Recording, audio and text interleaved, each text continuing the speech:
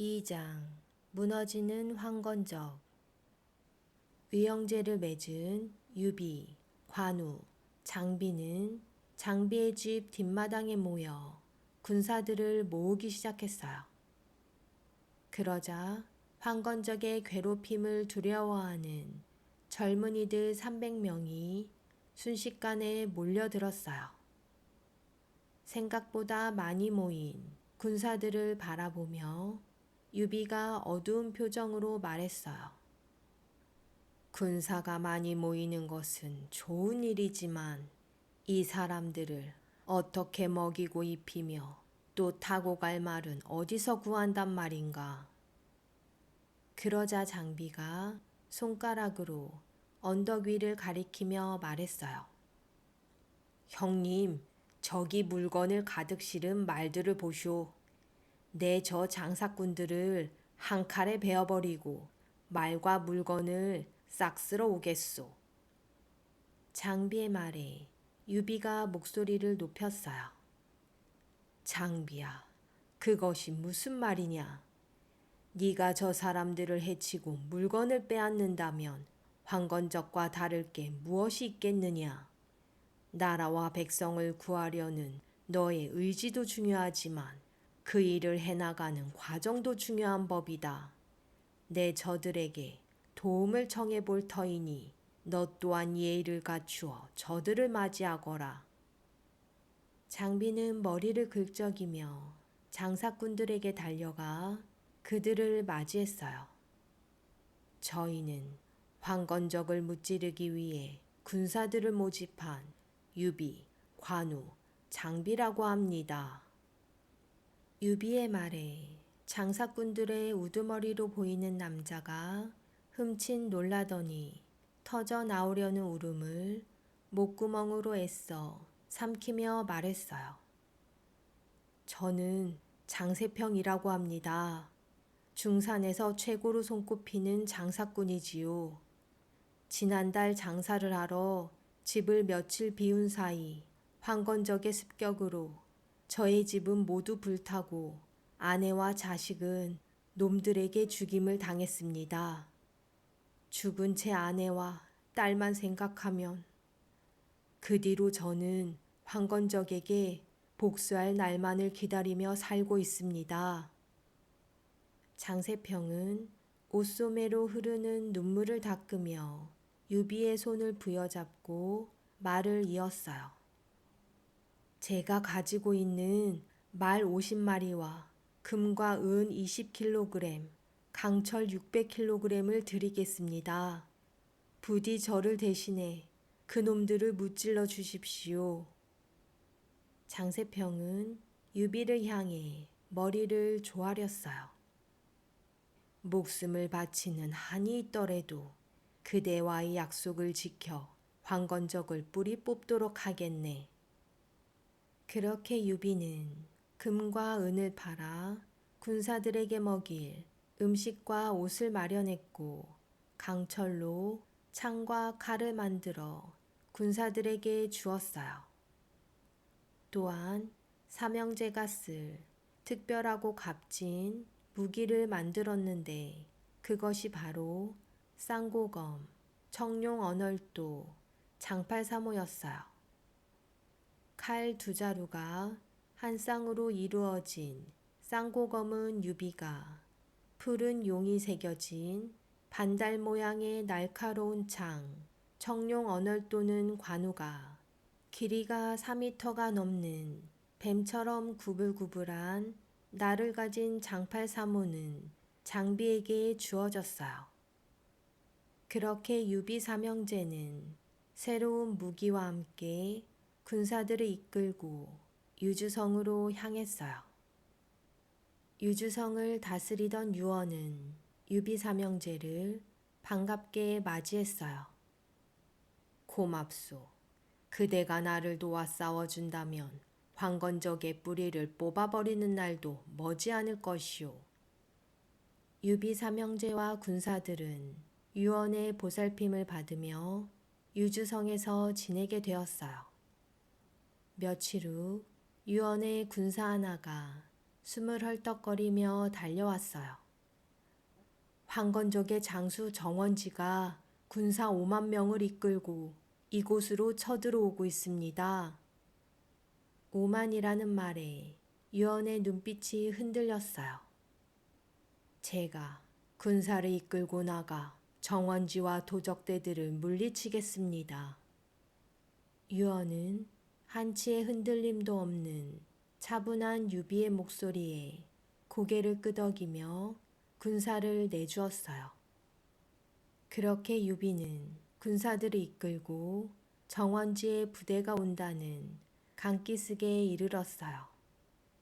강을 따라 남쪽으로 머리에 노란 수건을 두른 도적대들이 그들을 향해 달려오고 있었어요. 유비의 군사들과 정원지의 도적대들이 마주보고 서게 되었어요. 나라를 배반하고 백성을 죽이는 도적놈들, 오늘이 너희 제삿날인 줄 알아라. 유비가 앞장서서 달려가며 소리쳤어요. 그러자 맞은편에 서 있던 황건적의 대장 정원지도 유비의 군사들을 향해 소리쳤어요. 버러지 같은 놈들, 네 놈들 간이 배 밖으로 나왔구나. 등무야, 네가 저놈들에게 본때를 보여주거라. 정원지는 그의 부하장수 등무에게 나가 싸울 것을 명령했어요. 네. 등무가 굵은 목소리로 짧게 답을 하곤 말에 채찍질을 휘두르며 달려나갔어요. 그러자 유비의 군사들 틈에서 우람한 몸을 가진 장수 하나가 튀어나오니 바로 장비였어요. 장비는 한 손에는 장팔사모를, 다른 한 손에는 말의 고삐를 쥐어틀며 등무를 향해 맞서 달려나갔어요. 칭! 장비의 장팔사모와 등무의 창이 부딪히며 날카로운 소리가 나더니 이내 쿡 하는 둔탁한 소리와 함께 순식간에 등무의 가슴이 장팔사모에 뚫렸어요. 등무는 신음소리조차 내지 못한 채 가슴에 구멍이 나 말에서 떨어졌어요. 이 장비님을 몰라보고 덤벼들면 이렇게 가슴이 뚫릴 것이다. 장비가 도적대들을 향해 장팔사모를 들어보이자 이를 본 정원지의 얼굴이 시뻘겋게 달아올랐어요. 장비는 얼굴이 벌개진 정원지를 향해 턱을 높이 치켜든 채 머리를 좌우로 흔들며 약을 올렸어요. 네 놈목은 내가 가져가겠다. 정원지는 칼을 치켜들고 거친 숨을 몰아쉬며 장비를 향해 달려들었어요. 장비가 장팔사모로 정원지의 칼을 내리치려 할 때였어요. 정원지의 몸이 둘로 갈라지며 말에서 떨어졌어요. 깜짝 놀란 장비가 뒤를 돌아보니 청룡 언얼도를 든 관우가 흡족한 표정으로 웃고 있었어요. 어느새 달려온 관우가 청룡 언얼도로 정원지의 몸을 둘로 갈라놓은 것이었어요. 형님, 이놈 목은 내 것인데 왜 형님이 나서시오? 너는 위아래도 없느냐? 형님도 참 도적놈들 때려잡는데 위아래가 어딨수? 에이, 네 놈들 목은 다 내 것이다. 장비는 콧바람을 세차게 내뱉고는 관우와 대결이라도 하듯 황건적들을 향해 장팔사모를 휘두르기 시작했어요. 그러자 겁에 질린 황건적들은 소리를 지르며 이리저리 흩어져 달아나기 시작했어요. 유비는 군사들을 내세워 달아나는 이들을 추격했고 5만의 황건적들은 순식간에 전멸당했어요. 첫 번째 싸움에서 승리한 유비 삼형제와 그의 군사들은 의기양양한 얼굴로 유주성으로 돌아왔어요. 유주성 안의 백성들은 환호성과 함께 그들을 반갑게 맞이했어요. 관우와 장비 장수님이 도적대들을 단칼에 물리치셨대. 정말 대단해. 나도 유비님의 군사가 되고 싶어. 이곳 저곳에서 이어지는 백성들의 칭찬에 유비의 입가에 미소가 맴돌았어요. 이튿날 남쪽에 위치한 청주성에서 편지가 도착했어요. 그 내용은 다음과 같았어요. 청주성이 황건적에게 빼앗기기 직전입니다. 하루빨리 군사들을 보내 청주성을 도와주십시오. 유언은 유비에게 그의 부하장수 추정과 함께 청주성으로 떠날 것을 명령했어요. 유비는 그 길로 3천여 명의 군사를 이끌고 청주성으로 향했어요. 첫 번째 싸움에서 승리를 거둔 유비 군사들의 기세는 하늘을 찔렀어요. 하지만 청주성에 도착한 유비의 군사들은 수만에 이르는 황건적들에게 싸우는 족족 밀렸고 결국 청주성에서 멀리 떨어진 산 중턱에 진영을 치게 되었어요. 예상과 달리 연이은 패배에 당황한 유비는 발 아래 굴곡진 산 기슭을 보며 생각에 잠겼어요. 황건적의 수가 우리 군사 수의 수십 배에 달하니 이대로는 이길 방법이 없구나. 그렇게 한참을 우두커니 서 있던 유비는 무언가를 결심한 듯 고개를 끄덕이더니 이내 관우와 장비를 불렀어요. 저 아래 굴곡진 산기슭이 보이는가? 관우 동생은 저 산 오른쪽에, 장비 동생은 그 반대편에 각각 군사 1,000명을 데리고 가 숨어 있게. 내가 북을 울려 신호를 보내거든 동시에 뛰쳐나와 적들을 물리쳐 주게. 유비의 명령에 관우와 장비가 머리를 숙였어요. 다음 날 유비는 군사들을 이끌고 황건적을 향해 달려갔어요. 이미 여러 번의 승리로 유비의 군사들을 얕잡아 본 황건적들은 여유를 부리며 싸움을 벌였고 유비의 군사들은 그들의 기세에 또다시 눌렸어요. 유비는 군사들에게 말머리를 돌려 산기슭으로 도망치라 명령했어요. 여러 차례의 싸움으로 지겨워진 황건적들은 이번에 아예 끝장을 내겠다며 유비의 군사들을 뒤쫓았고 이내 관우와 장비가 숨어 있는 산기슭에 도착했어요. 황건적들이 그곳을 지날 때였어요. 둥, 둥. 요란한 북소리와 함께 양쪽에 숨어 있던 관우와 장비의 군사들이 황건적을 향해 한꺼번에 쏟아져 나왔어요. 당황한 황건적은 방향을 잡지 못하고 우왕좌왕했고 그 사이 화살과 돌들이 그들을 향해 쏟아졌어요.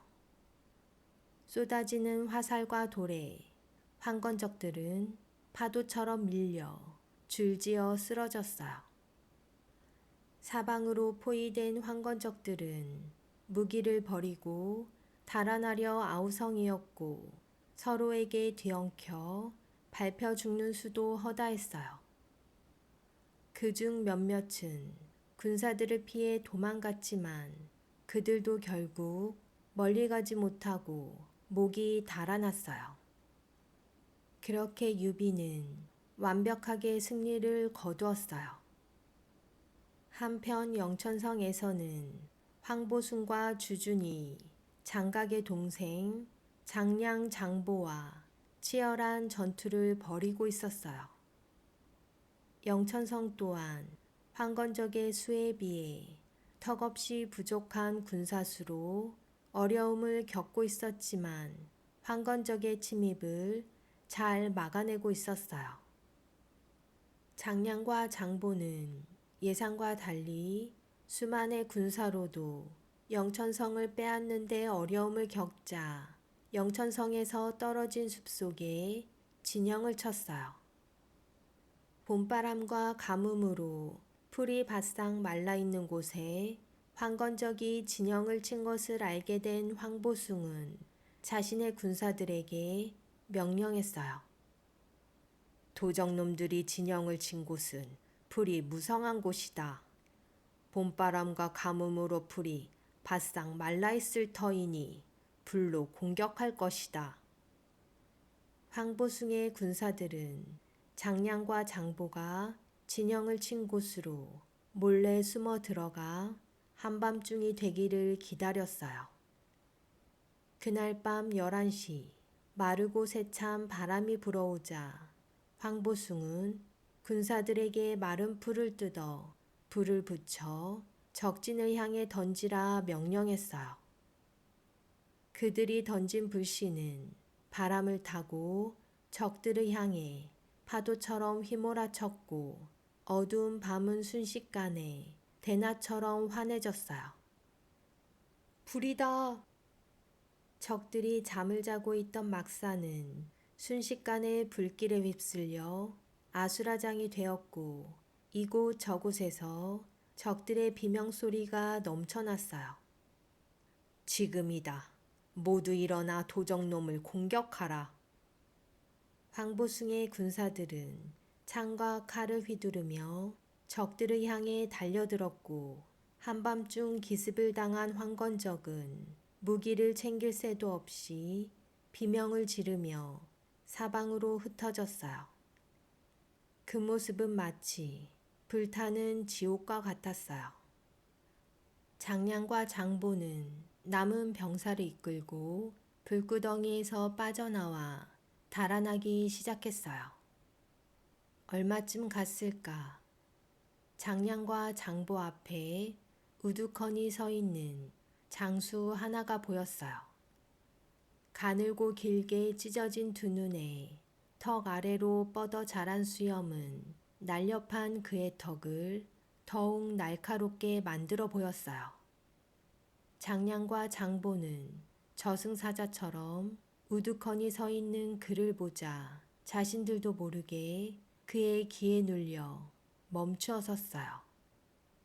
장량과 장보가 도망갈 길을 미리 예상하고 기다리고 있던 이는 조조였어요. 조조는 어려서부터 사냥을 좋아하고 노래와 춤을 즐기고 놀기를 좋아했어요. 공부가 뒷전인 채 놀기만 좋아하는 조조가 걱정되었던 조조의 삼촌은 자신의 형인 조조의 아버지에게 그 사실을 이야기했어요. 그날 저녁 조조는 아버지에게 크게 혼이 났고 조조는 자신을 혼나게 한 삼촌에 대해 앙심을 품었어요. 며칠 후 마당에서 뛰어놀던 조조는 삼촌이 집으로 오는 것을 보고는 갑자기 바닥에 드러눕더니 온몸을 바르르 떨어댔어요. 몸을 웅크린 채 목을 손으로 감싸 캑캑거리며 숨을 헐떡이는 조조를 본 삼촌은 조조의 아버지에게 급히 달려가 조조가 쓰러져 죽을 것 같다고 말했어요. 깜짝 놀란 조조의 아버지가 마당으로 뛰어나가 보니 조조는 아무렇지 않은 듯 마당에서 뛰어놀고 있었어요. 얘야, 네가 쓰러졌다는데 괜찮은 것이냐? 네, 제가요? 네 삼촌이 네가 쓰러져 죽을 것 같다고 하던데 그것이 무슨 소리냐? 아, 삼촌은 원래 저를 미워합니다. 그래서 제가 죽을 것 같다고 거짓말을 하셨나 봅니다. 조조는 고개를 숙인 채 속상한 표정과 함께 울먹거렸어요.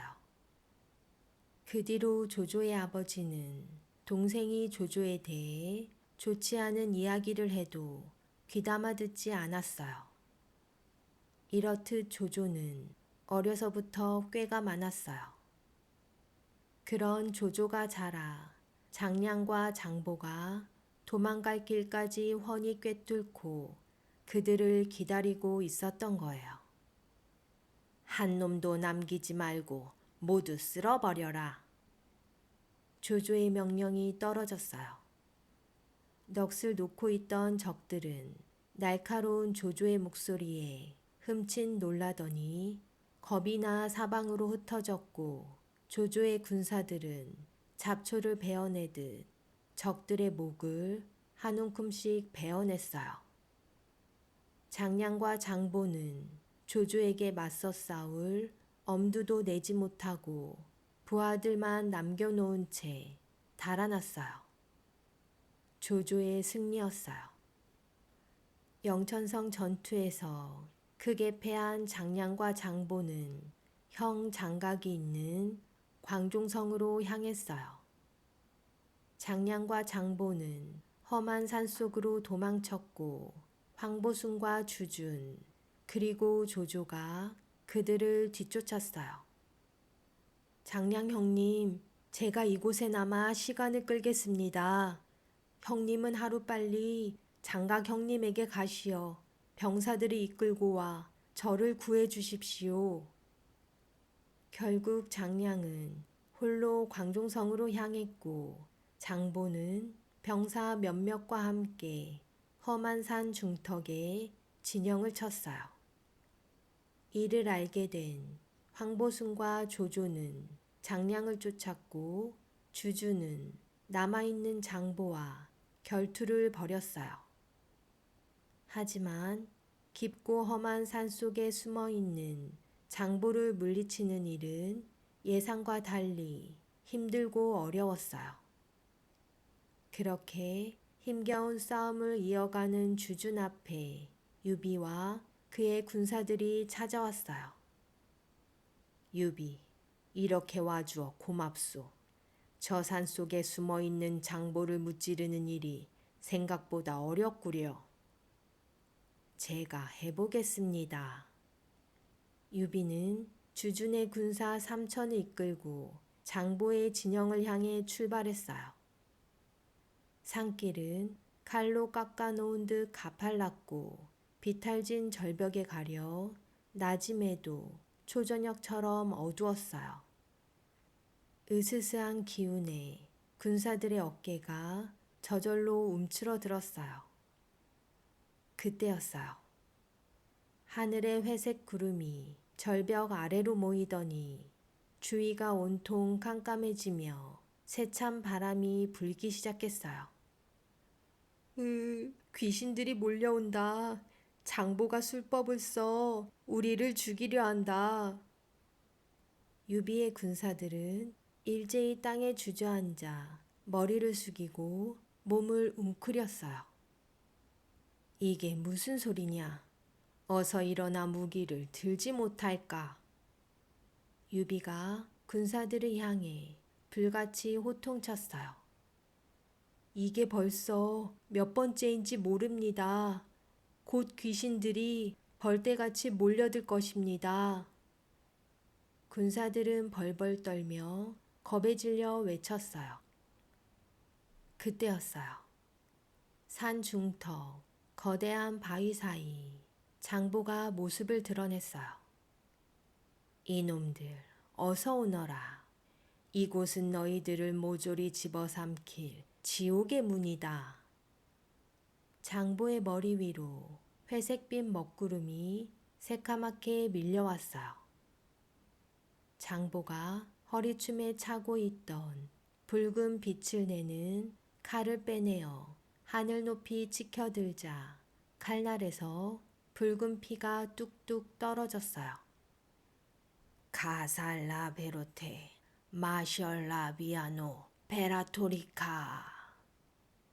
장보가 고개를 높이 쳐들고는 하늘을 향해 알아들을 수 없는 주문을 외치자 거대한 바위 틈에서 요란한 함성 소리와 함께 노란 수건을 머리에 두른 수백만의 황건적들이 끊임없이 뛰쳐나왔어요.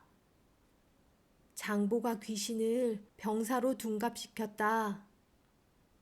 유비의 군사들은 두려움에 벌벌 떨며 앞으로 나서지 못하고 허둥댔고 쏟아지는 돌과 화살에 맞아 그 자리에서 고꾸라졌어요.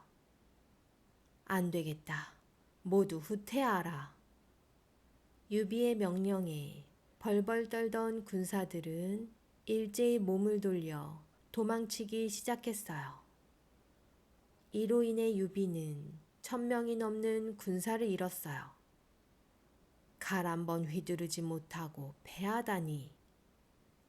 1000명이 넘는 군사를 잃은 유비는 억울하고 분한 마음이 들었어요. 형님, 장강놈이 신선에게 태평요술이란 책을 얻어 술법을 익혔다더니 동생들에게도 그 술법을 알려주었나 봅니다. 귀신을 무찌를 수 있는 사람이 대체 어디 있단 말입니까? 장비가 툴툴대자 관우가 혀를 차며 말했어요. 사내대장부가 귀신 따위가 무서워 쩔쩔매다니. 형님, 내가 언제 귀신이 무섭다 했소? 내 지금 당장 장보놈이 숨어있는 곳으로 달려가 귀신이고 뭐고 이 장팔사모에 줄줄이 꿰어오겠소. 장비가 오른손에 든 장팔사모를 바닥에 쿵 내리치며 말했어요. 아우들 진정하시게. 장보가 술법으로 귀신을 모아 우리의 눈을 속인 거라면 방법이 있네. 자고로 귀신들은 동물의 피를 싫어하네. 그러니 다가오는 적들에게 동물의 피를 뿌리면 승리할 수 있을 것이네. 관우와 장비는 유비의 말에 고개를 끄덕였어요. 군사들은 소며 돼지, 닭, 노루 등을 닥치는 대로 잡아 그 피를 모았어요. 다음 날 유비의 군사들은 저마다 동물의 피를 하나 가득 짊어지고 장보의 진영으로 향했어요. 그곳은 어제와 같이 회색 구름이 드리워져 으스스한 기운이 감돌고 있었어요. 산 중턱 거대한 바위들 틈에서 장보가 어제와 같은 모습으로 나타났어요. 이놈들 아직도 혼이 덜 난 모양이로구나. 내 오늘 너희 모두를 지옥으로 끌고 가마. 카살라 베루테 마셜라 비아노 베라토레카. 장보가 칼을 빼어들고 머리 위로 치켜들더니 하늘을 향해 소리쳤어요. 그러자 노란 수건을 머리에 두른 수만의 적들이 군사들을 향해 달려들었어요. 지금이다. 모두 피를 뿌려라. 유비의 명령의 군사들은 적들을 향해 동물의 피를 뿌렸어요. 머리에 노란 수건을 메고 칼과 창을 들고 달려들던 적들은 사방으로 흩뿌려진 붉은 피가 몸에 닿자 연기처럼 사라지기 시작했어요. 방금 전까지만 해도 셀 수 없을 정도로 많았던 적들은 모두 사라지고 대신 사람 모양을 한 종이 조각들이 온 사방에 날렸어요. 장보는 술법이 통하지 않자 그 길로 양성으로 도망쳤어요. 유비와 주주는 장보를 뒤쫓았으나 끝내 그를 잡지 못했고 장보는 성문을 굳게 걸어 잠근 채 성 밖으로 나오지 않았어요. 유비와 주주는 하는 수 없이 성 앞에 진을 치고는 상황을 지켜보기로 했어요. 주주는 군사를 시켜 장량을 뒤쫓던 황보순과 조조의 상황을 알아오라 명령하였고 며칠 후 군사가 돌아와 보고했어요.